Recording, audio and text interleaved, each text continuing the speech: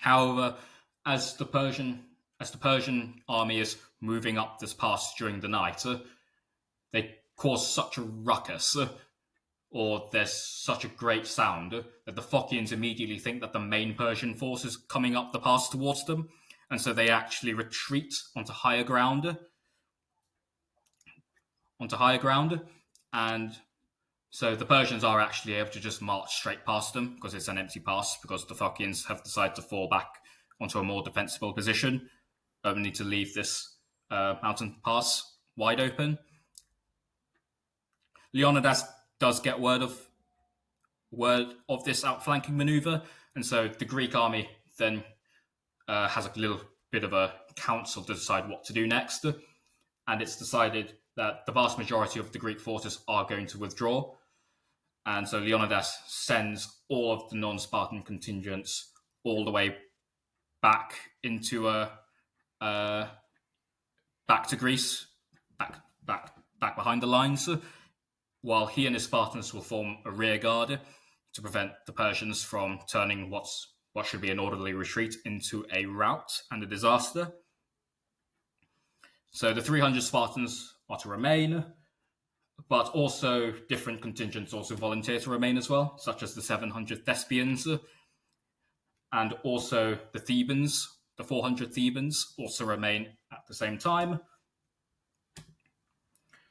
And so I think between all contingents of all the cities, right, it yeah, was a force of about 2,000 men that stayed behind. yeah.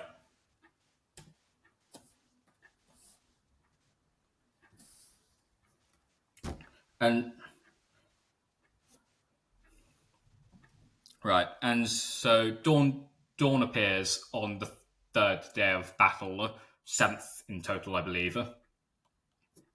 And the Persians are both in front of the Greek army and also behind the Greek army.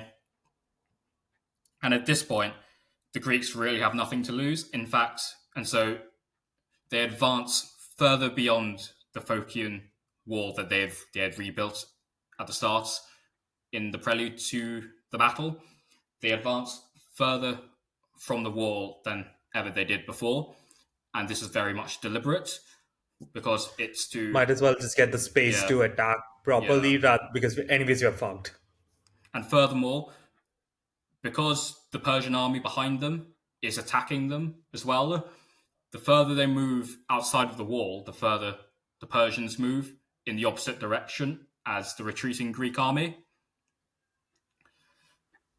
And So in this, like the image that's being shared, right, by moving forward yeah, to engage the main forces beyond the Phocian wall, like the yeah, contingent that we see, right, which is labeled with the immortals, they will have to move further west to surround the Spartans, yeah, and they will not be able to deploy men rapidly to move yeah, east to take on the retreating Greek yeah, forces.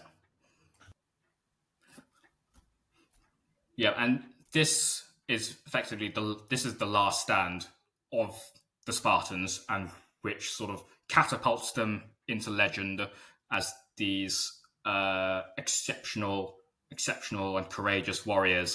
And this is probably the parts that most people will remember from the Battle of Thermopylae, and it's commemorated in the monuments, a statue to Leonidas on the modern day site of battle.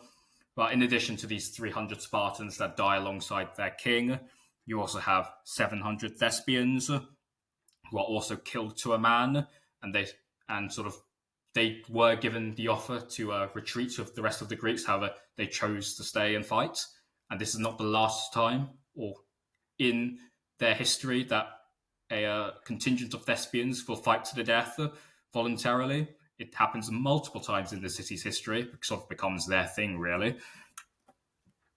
And in addition to these forces are the 400 Thebans. Now, what happens in the closing stages of this last stand is that the Spartans and Leonidas end up retreating back onto higher ground in order to sort of have a better position against the Persians and also the Persian arrow volleys. And once the Thebans see this, they take their chance and sort of surrender to the Persians. They walk towards their lines with their hands outstretched. And the fate of these Thebans are that all of them end up being captured and also branded by the Persians. And so this sort of originates this sort of very much So suspicion of Thebes is, Theban treachery. Yeah, and I'm pretty sure the Persians kind of take a pretty dim view about them anyway, so they're kind of yeah, like hated by everybody now. yeah. Obviously, I think people know how the story ends. Leonidas is killed in the fighting. A massive battle is fought as the Spartans attempt to protect his body from the attacking Persians. It's very much like a scene from, I don't know if people have how much Greek sculpture people have seen, but battles over the fallen bodies of comrades are often depicted as some of the most ferocious fights in a battle.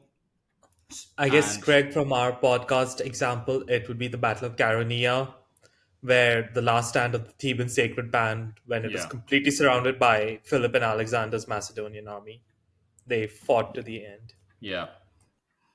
And the Persians eventually pull back as all of these sort of surviving Spartans and Greeks are uh, sort of defending themselves on the high ground, and they sort of pull back and just let the arrow volleys finish the job because the Greeks don't really have enough men to sort of form a sort of cohesive phalanx at this point. And at this point, all they fought so hard that most of their spears have been shattered, and they're resorting to swords and daggers and having to fight the Persians in close quarters combat. So the Persian logic is, why waste even more of your soldiers fighting the last scraps of this army? Just let the arrow volleys finish them off. And this is what happens. Yeah, I'm pretty sure with many volleys that had been sent over the preceding days, the shields would have and the armor would have taken like a peppering. Yeah. So its integrity is. Though should point out that while this entire force, barring the Thebans, were massacred to a man, not all Spartans died today or No, here. they did not. Yep. You have two Spartan survivors from the battle who actually managed to make their way back to Sparta. And because they survived the battle, in which about 298 of their Spartan comrades were killed defending their king, they come back home in disgrace. One of them uh, commits suicide because of the shame and the ostracism by his fellow Spartans, and the other will That play a was his name was Pantheatis, and he was actually sent as a by Leonidas to Thessaly yeah, as an ambassador, but he did not return in time for battle. That was his yeah, only crime. yeah, But that kind of shows a Spartan, like, their harshness and intolerance, you could call it in a way. yeah. The Spartans can be summed up, I think, with the phrase harsh and also unfair at the same time, as compared to harsh but unfair in as for the Spartans. And the other survivor will play a pretty will sort of make a name for himself at the Battle of Plataea. That's a story for another day. Aristodemus. Yeah, Though I should add, like, this tragic part of Aristodemus. I'm not going to get into what he does at Plataea, but he was actually ordered by King Leonidas along with another Spartan soldier, uh, Erotus. I'm sorry, I probably screwed up the pronunciation. To return because both were stricken with yeah, illness that claimed their eye. yeah, And according to Herodotus, if both returned to Sparta without, like, as per the king's orders, that there was a very high chance that the Spartan society would not, like, brandish them as cowards or failures because they also were technically following the orders of the superior officer. yeah, Or if it was just Ashtamus who was alone sent back on the orders of the king, he would have been forgiven. But what happened was Eurytius, I'm sorry, I mispronounced the name again. He turns back. even though the disease has now claimed his vision to fight with the allied Greek contingent at Thermopylae and died there. And this caused Aristodemus to be viewed as a cowardly traitor by the Spartans because Yeah. the other guy returned. Why didn't you? Yeah. That's pretty much the logic.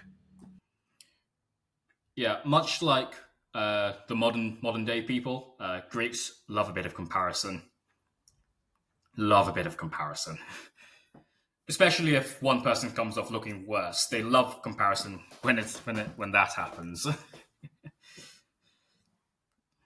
And so yeah, so concludes Battle of Thermopylae. The Spartans are catapulted into legend.